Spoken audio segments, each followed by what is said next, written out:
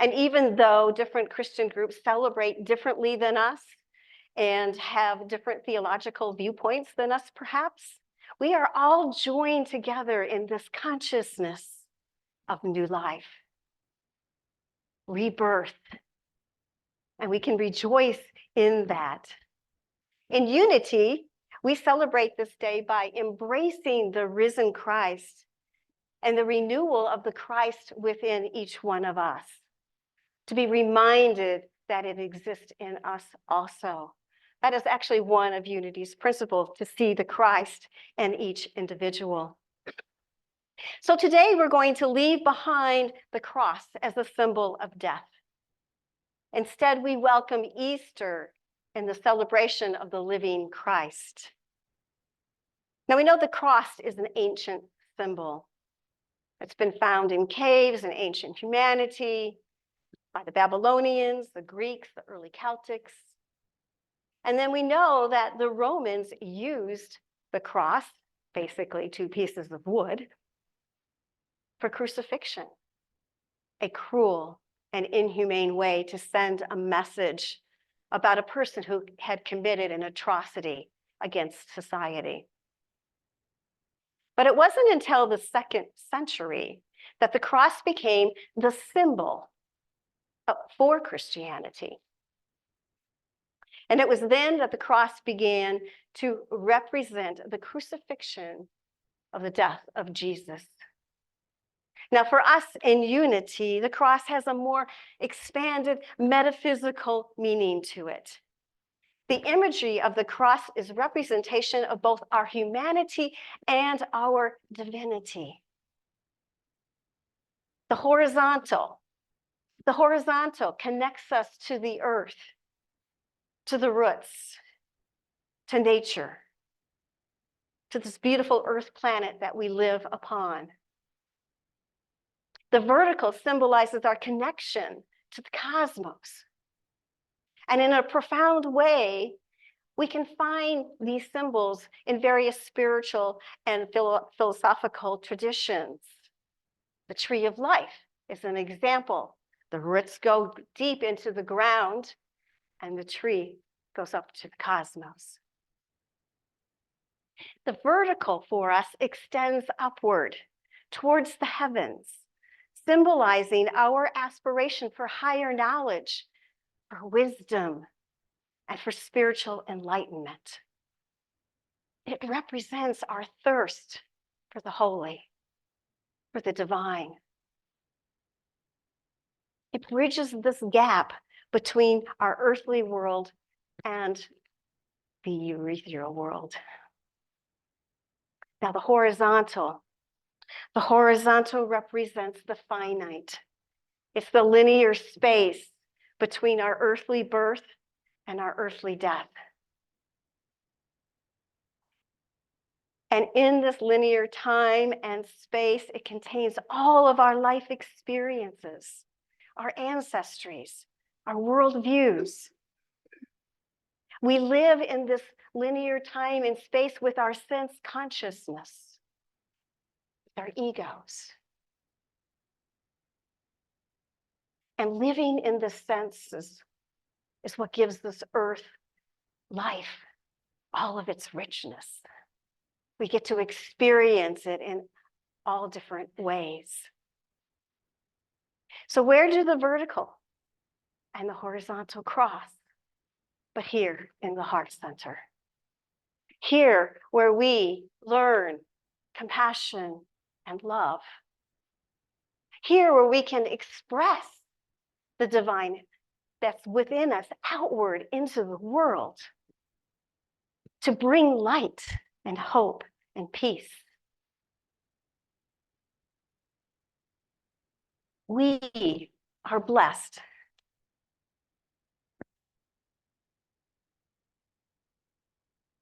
A unity writer named Sue Sickling wrote a book called Beyond a Miracle. And she said this: even for Jesus, the cross was the beginning of a new life.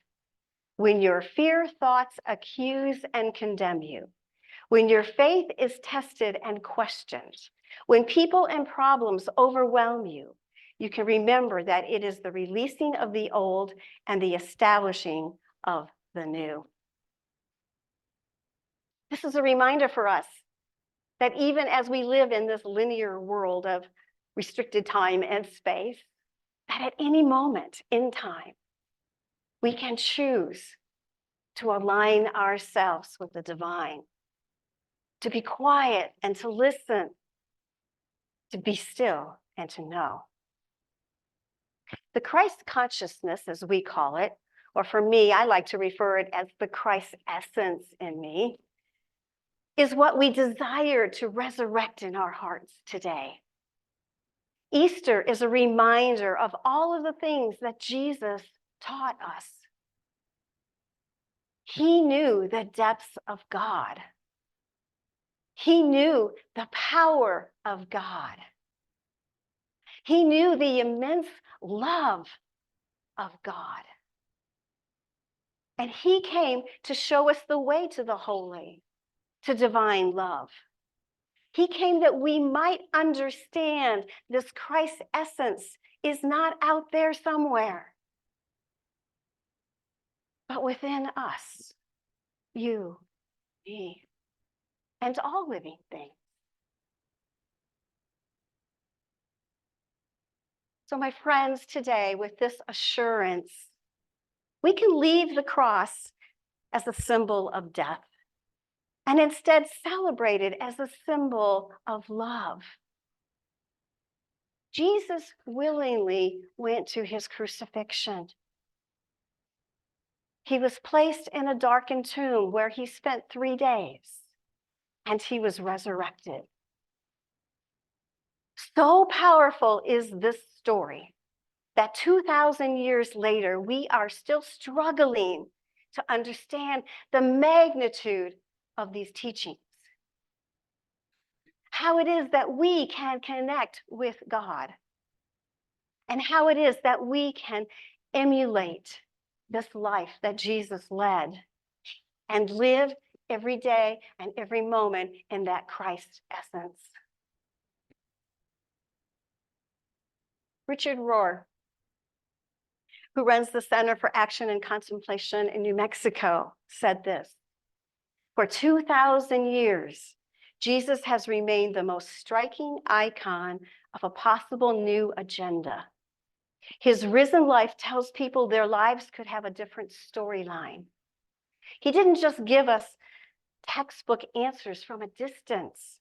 He personally walked through this process and said, 'Follow me.' Not idolize me. Follow me. Take my teachings. Use them.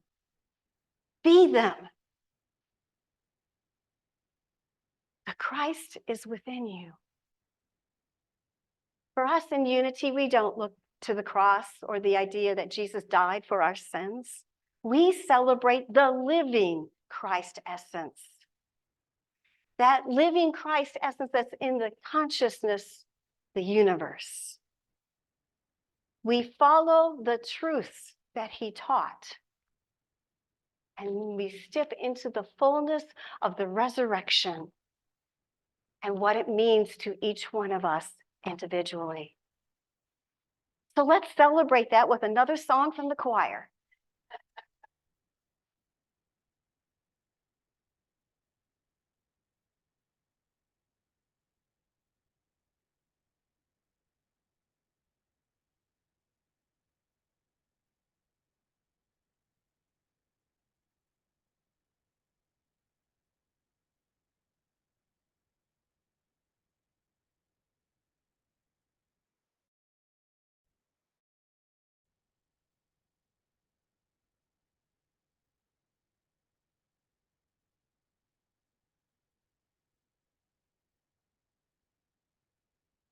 I'm sure that the group will articulate very well. And I'd also like to just read through a short part of these lyrics because it comes from a beautiful poem by Jan Richardson and then was set to music by Susan LaBarre. And the gist is, perhaps it does not begin the light. Perhaps it is always And she says, it is the luminous line of the map in the dark, the vigil flame in the house of the heart, the love so searing we can't keep from singing. Perhaps it does not begin. Perhaps it is always.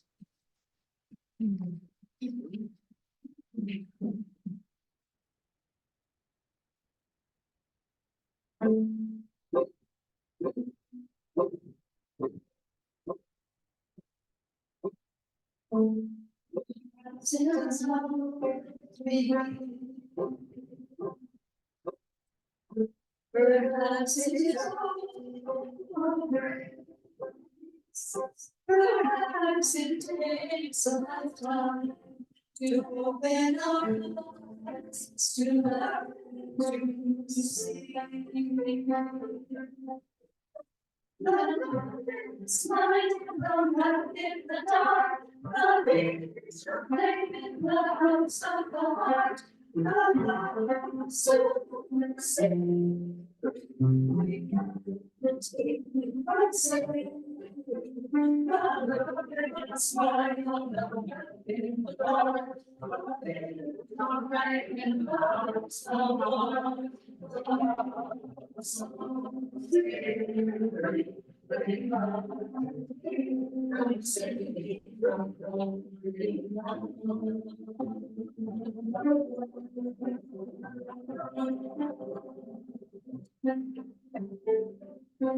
Perhaps it does not.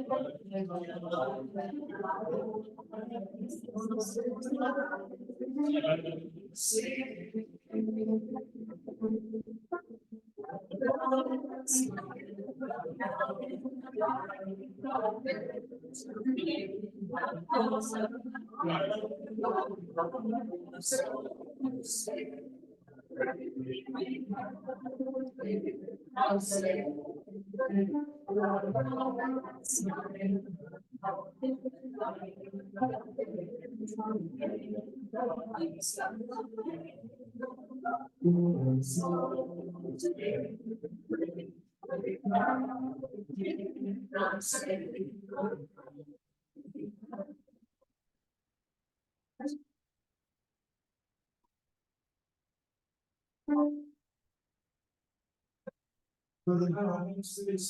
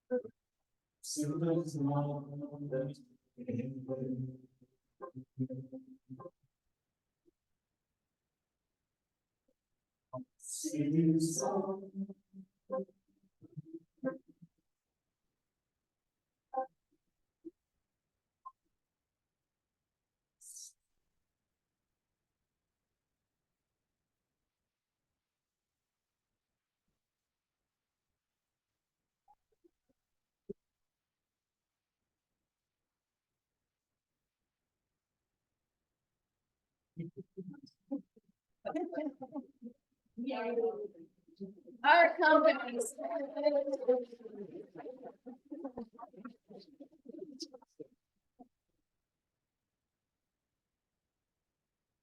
We love it rolling away. Roll that on over here.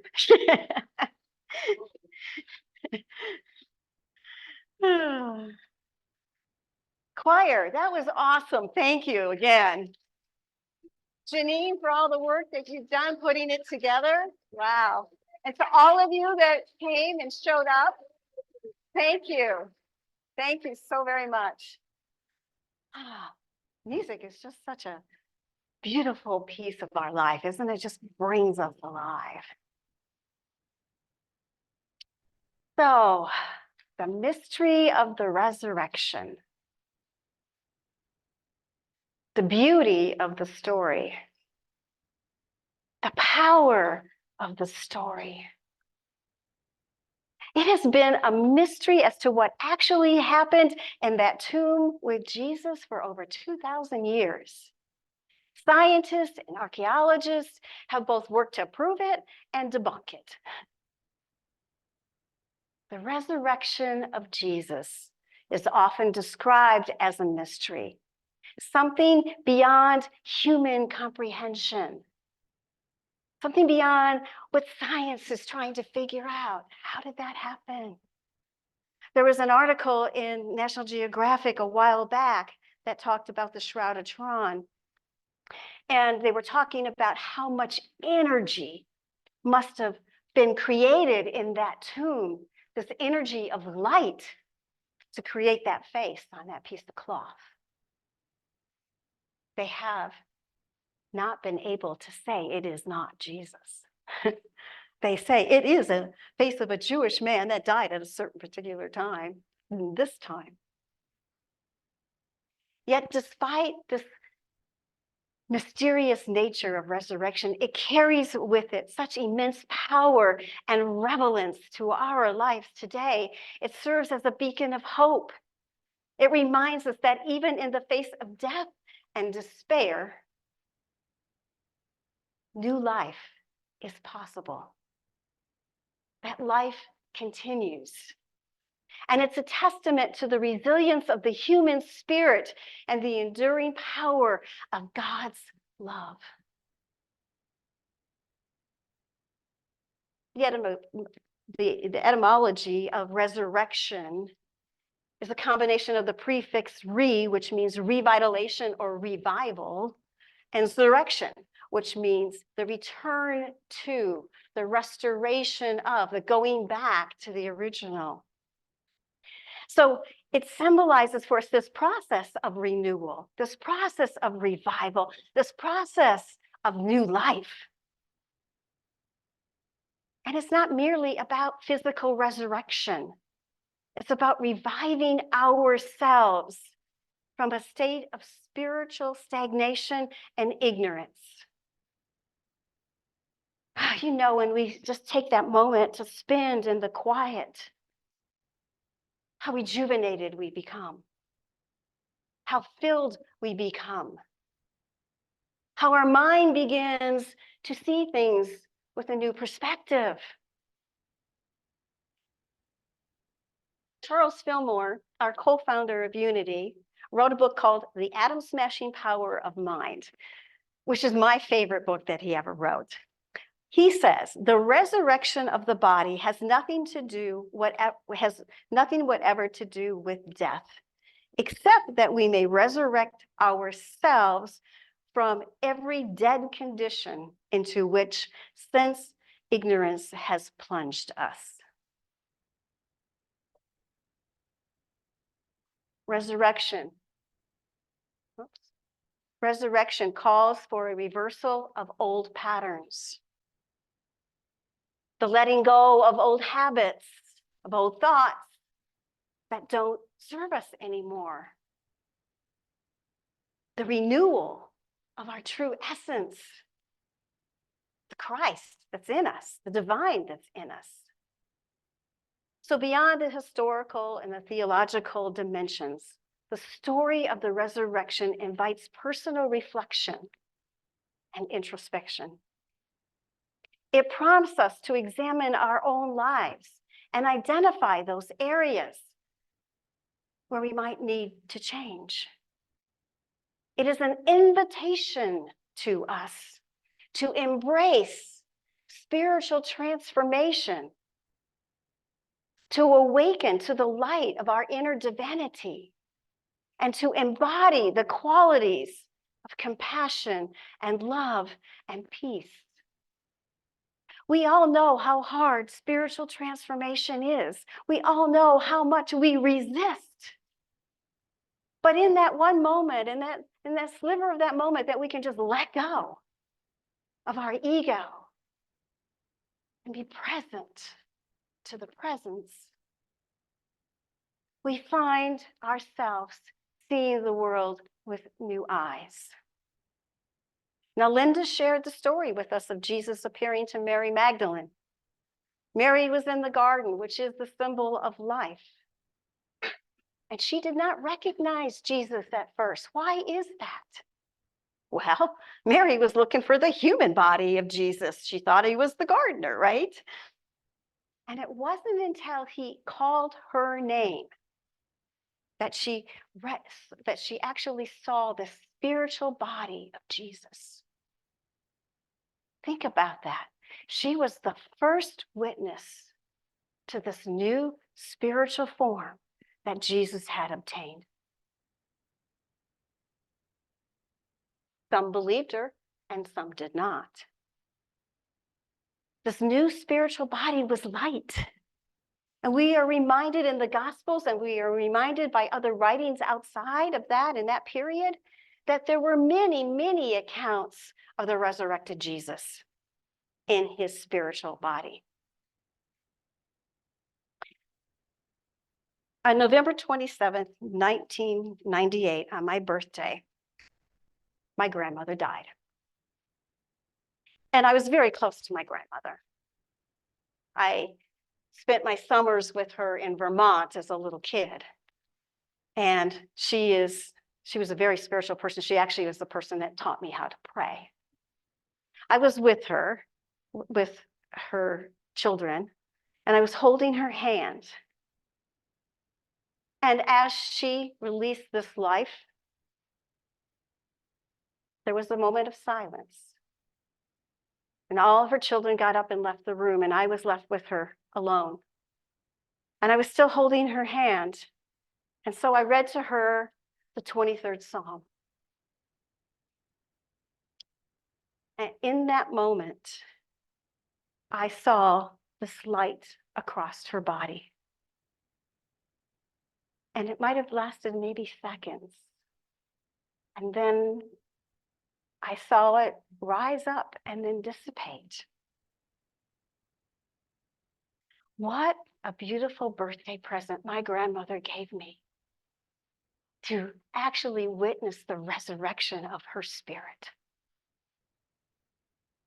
It was such a powerful thing that I have never forgotten.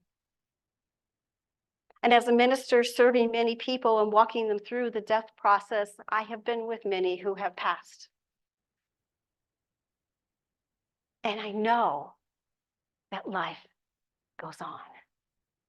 I know that their spirit moves on. So the timing of Easter coinciding with the beginning of spring just underscores for us the symbolism of resurrection and renewal. And just as nature experiences a revival at this time of the year, our trees are budding and they'll soon be full of leaves. Our brown mountains out there are beginning to turn green again. Yeah. Flowers will start blooming in the animal kingdom. Animals begin to mate and give birth. And so we can rejoice today because we can also give birth to new light within, new light and new love and new life within us. We can begin to embrace new possibilities that are waiting for us. We are called to resurrection today. So my question for you all is, what are you holding on to? What is sitting in that dark tomb of your mind that needs to be resurrected and brought out into the light? Perhaps it's something that you've been holding on to, that when brought into the light, you can see it with a new perception. Perhaps it's something that you thought was just so horrible, but when you look at it, gave you new life, gave you new purpose, gave you new direction. Ultimately, the message of resurrection encourages us to embrace the light of spirit and embody that essence of the Christ consciousness. We need more compassion, more love, more peace in our world, but it has to begin within us. We can set that example.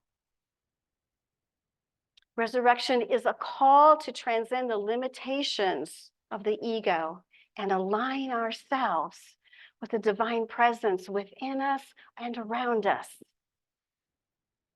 We can forge deeper connections to each other, to life itself, to our planet, and ultimately to the divine. In essence, the story of resurrection offers not just a historical narrative, but a timeless message of hope and renewal and transformation, a reminder to us that no matter how dark the night may seem, a new day is always ready to dawn. The sun will come up. In the midst of our darkness, in the midst of our worst days, of the midst of the worst crisis in the world, we can see that light because, as the song said, it's always been there. So let us choose to move into the light today. Take that with you for the rest of your day. Allow it to envelop you in that Christ essence. Allow it to surround you. Be one with it.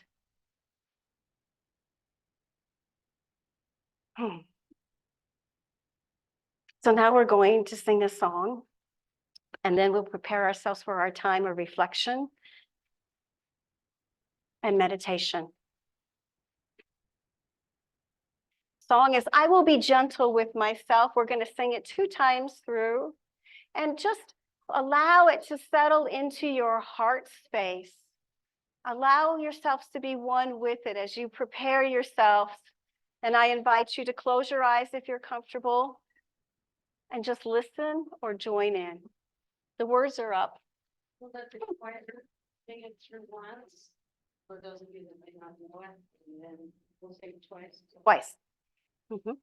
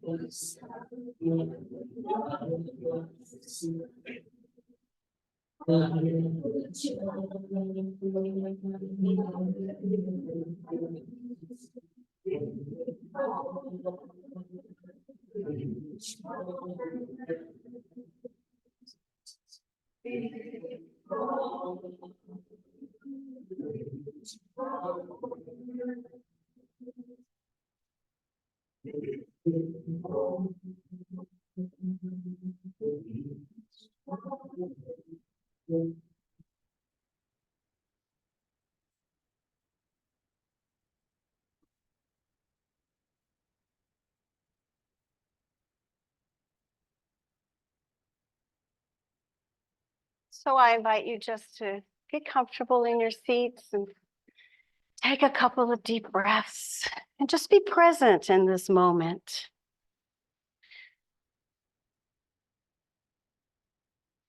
And just breathe life. Breathe into this holy space. Breathe into that essence of the Christ. Today we come, we celebrate together the light, the love, the peace.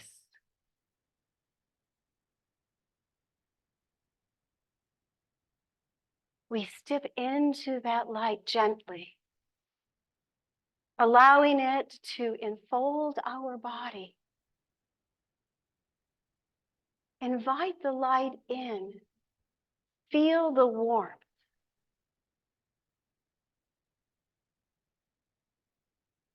Feel the peace that it brings to your being.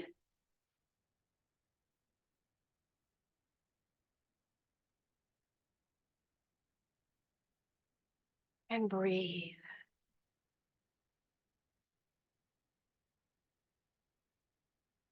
We are being born each moment.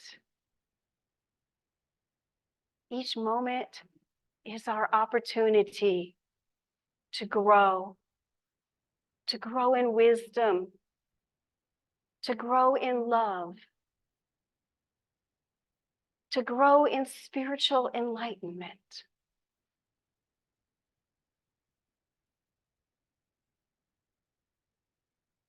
As brothers and sisters, we can follow the truth that Jesus taught.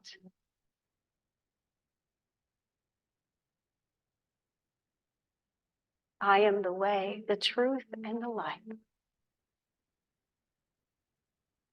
You are the way. Express your truth. Experience life to its fullness. This day you can be fully and perfectly resurrected in your heart, in your mind, in your soul, in your body.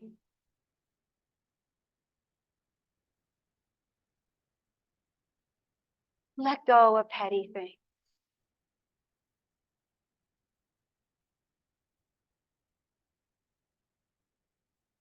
Let worry drop to the ground.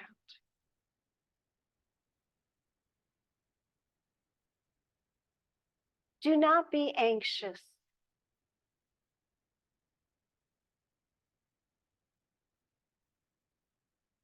For you are a child of God.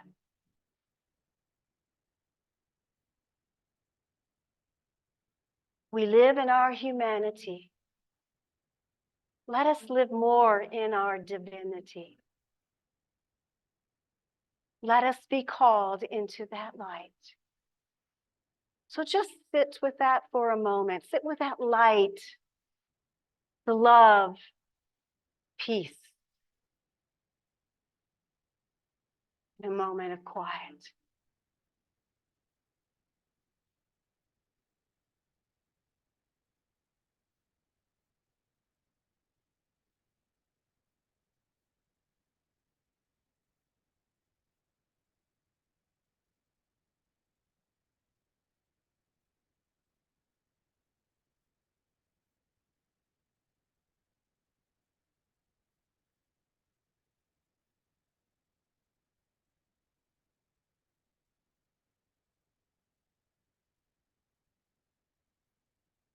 Feel the glory that fills the consciousness today.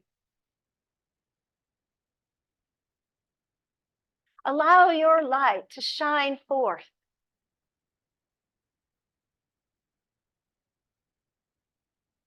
Walk in peace.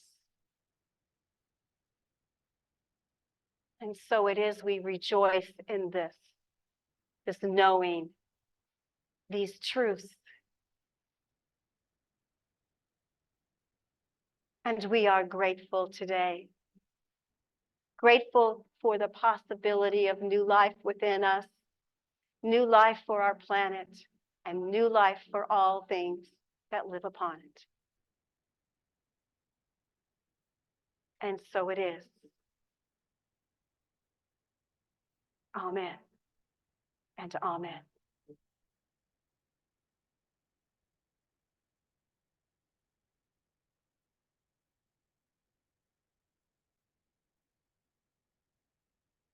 And so it is. Namaste.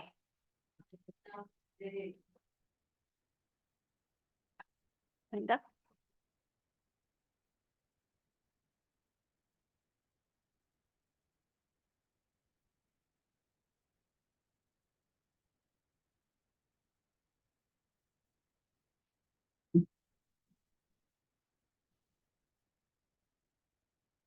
And so we celebrate today with flowers. The tradition at Unity has always been that we have flowers and give them out to people in the audience. And some years ago, I decided that rather than having people come up and then give back the flowers, that I'd like to let everybody have one to take home with them so that they could remember indeed that they are new life today.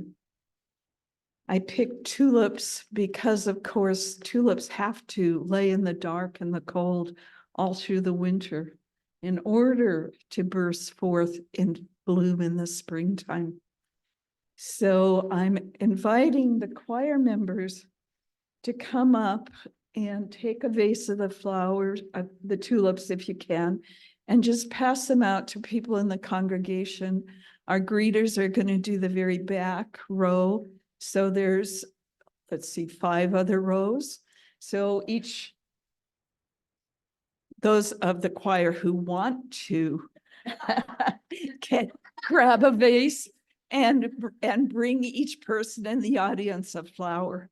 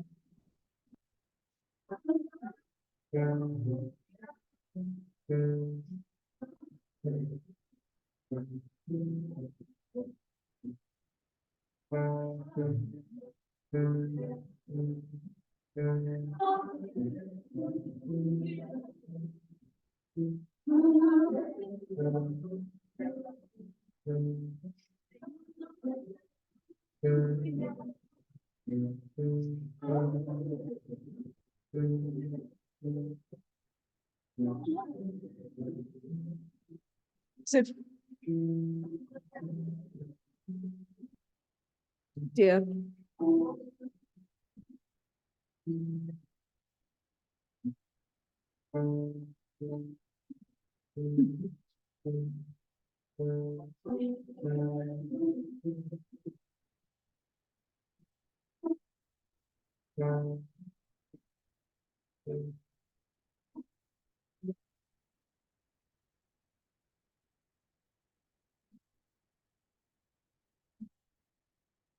And so just take a moment and admire the beauty of this tulip and know it is but a symbol of your own inner beauty, your own inner light.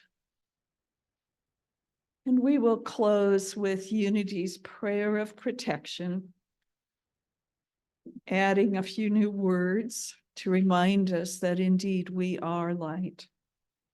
Together, the light of God surrounds us. We am the light.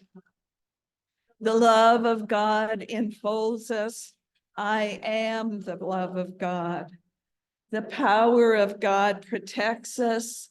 I am the power of God. And the presence of God watches over us. I am the presence of God. Wherever we are, God is, and all is well.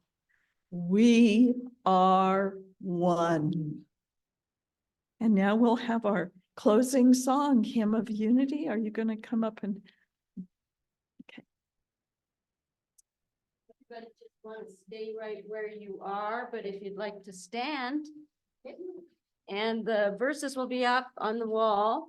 This is to the tune of Beethoven's Ode to Joy.